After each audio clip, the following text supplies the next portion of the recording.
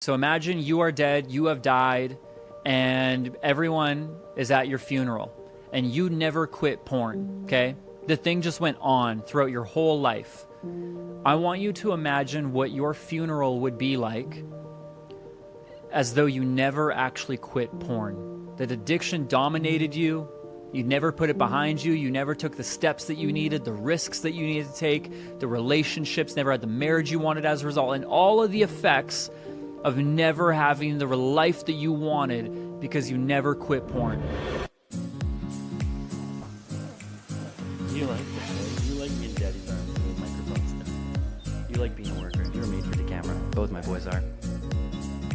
Hey, this video you are about to watch is a part of a series where I show you how to quit porn the right way. So do yourself a favor, binge on all of this content, all the videos that you possibly can, because who knows, maybe if the value and the trust is built together over this journey, you'll want to jump into a community that I call Fit for Family. Or maybe you think these videos suck, and that's also fair too. But nonetheless, there's only one way for us to find out. So enough of me, let's get back to serving you and let's get back to the video.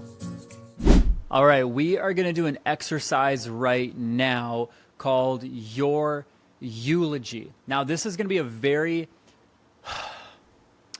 powerful, cumbersome, honest exercise of reflection for you right now. Because very few of us really believe that we are going to keep this porn addiction till the day we die. Nobody thinks that way, generally speaking. People always assume it's going to go away somehow. They'll deal with it at that point in time. And what I want us to do is we need to know, like, we're on a train, we're on a road going to somewhere. And unless we do something radically different, we're going to still keep getting the same results, right? Albert Einstein's famous quote said, "Insanity is doing the same thing over and over again, expecting different results." And what I want you to have is a different result. So we are going to stop being insane. We're going to do something different. We're going to shift this and help you see what your life is going to look like if you don't quit porn now. So what I want you to do is I want you to grab a pen, grab paper, grab your notebook on your computer, your laptop, your phone, wherever. And I want you to have an honest moment of journaling and writing out as if you are dead. Okay, so imagine you are dead, you have died, and everyone is at your funeral, and you never quit porn, okay? The thing just went on throughout your whole life.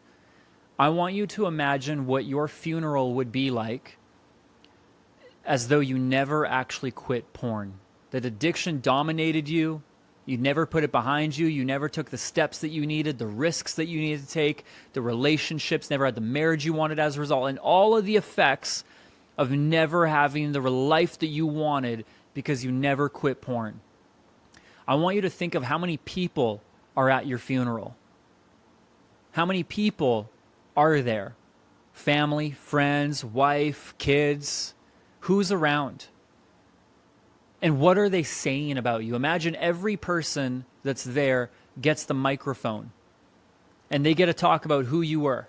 As a man, father, husband, leader, business owner, employee, child of God, church, minister, pastor, missionary, I don't care.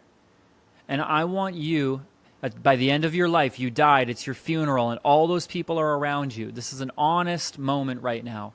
I want you to write about what people would have said about you if you never even beat this. If you lived as that shell of a human that you know you could have been, what would they be saying? And this right here is so brutally powerful and honest because there's no more hiding and there's no more lying. And you are seeing what people are thinking about you right now if you died today. You are seeing what people would think and say about you if you died right now. And this is the honest awareness and reflection that we need as men, because nothing will move us quicker than sensing a lot of pain in our life and remorse and regret over a life that we could have done and changed and shifted differently. And so write that out, share about it, put it on paper, see those words. Oh, he was a good guy on the surface, but no one really knew him. I didn't really know him. No one had access. He bottled up. He ran away when things got hard. My dad was super distant. My dad said he loved me with his words, but he never showed up. He was very subpar, very average. I love him, but I'm not convinced he loved himself.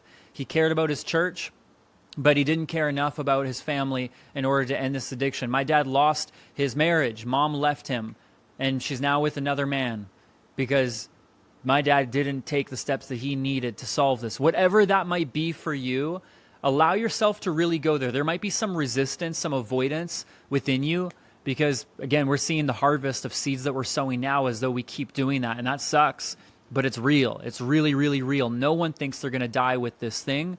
And that's why it's important for us to see what that end of the road looks like. It's going to give you leverage. It's going to give you meaning on why to change it. So I want you to write your eulogy, pen to paper, get that thing out, and I want you to share it with the group. I want you to share it with the people that you're doing this journey with so you guys can have a sense of understanding, like, whoa, there's companionship there between you. You get to see what it's like for someone in their own internal world.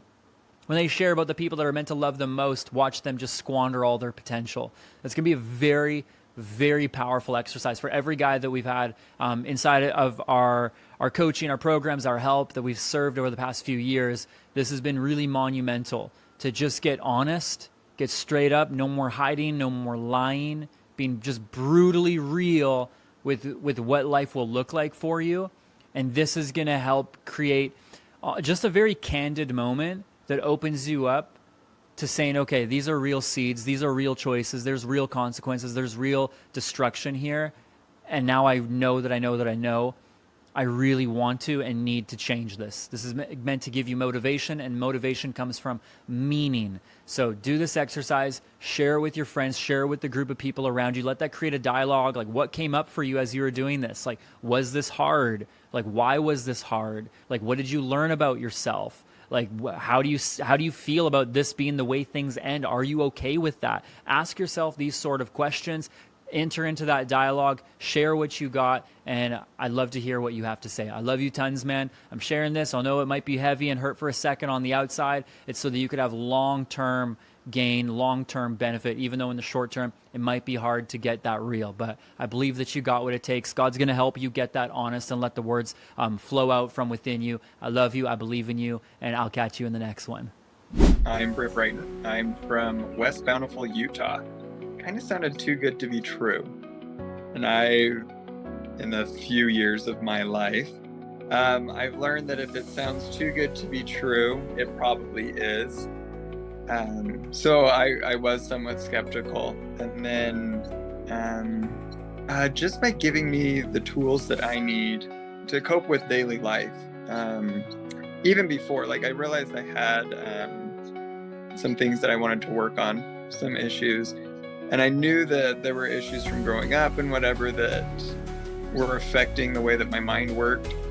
I didn't realize how deep it was and how connected it was.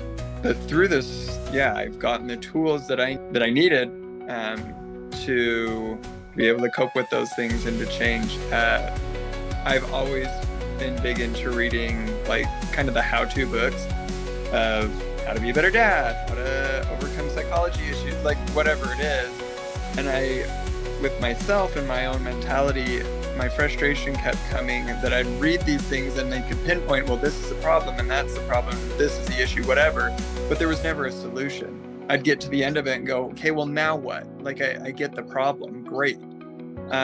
But through this program, I've got the tools. I've got the now what? What do I do with that? And I've got it so that I know what to rely on. I know where to turn, and by becoming more aware, I can recognize, oh, this is the issue. This is a tool that would fit for it.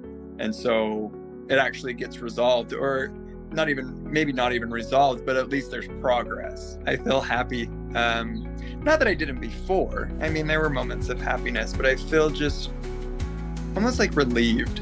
I feel more comfortable within my own skin and with like a future outlook. I believe that it is through this course we talk about like generational trauma. And if you don't resolve it, then it just gets passed on to the next generation, onto the next generation. And there's a lot of things that I've seen that I'm coping with that it has been just passed down. I can see it in my parents, I can see it in their parents, the way that they reacted to different things. And so going forward, it's beneficial to me, of course, in my life, to feel that peace and that happiness. But I just think I've got my two little boys, And if I can get myself even a little bit more under control or learn those tools and make it so that they're innate, I can pass that on to my own kids and they'll just be all the better off from the work that I'm doing. I think, God, like even if you don't have any desire and you think, oh, I'm just doing this because I have to, you'll still glean something from it. Like these tools, the stuff that I've learned is so applicable to everyone because we all deal with it. We all, for example, I've been, had this situation with my in-laws. And so I'm really working on confrontation and setting boundaries and what those boundaries look like. This is something that applies to everyone. Everybody needs to set boundaries. Everybody, there's always conflict. There's always confrontation. And so, yeah, just anybody, even if you have no desire to change, no whatever, there's still things that you'll glean from it. And so everybody should join us. Hey, real quick, if you like that video that you just saw, or if you want to see even better videos than this in a series that I made called Annihilate Porn to help guys or girls like you quit porn, you can subscribe, hit the notification bell so you don't forget any alerts, comment, like, all that jazz, and more importantly, check out the next video that's going to take you even further on the journey from where you are to where you want to be. I love you tons. I'll catch you in the next one.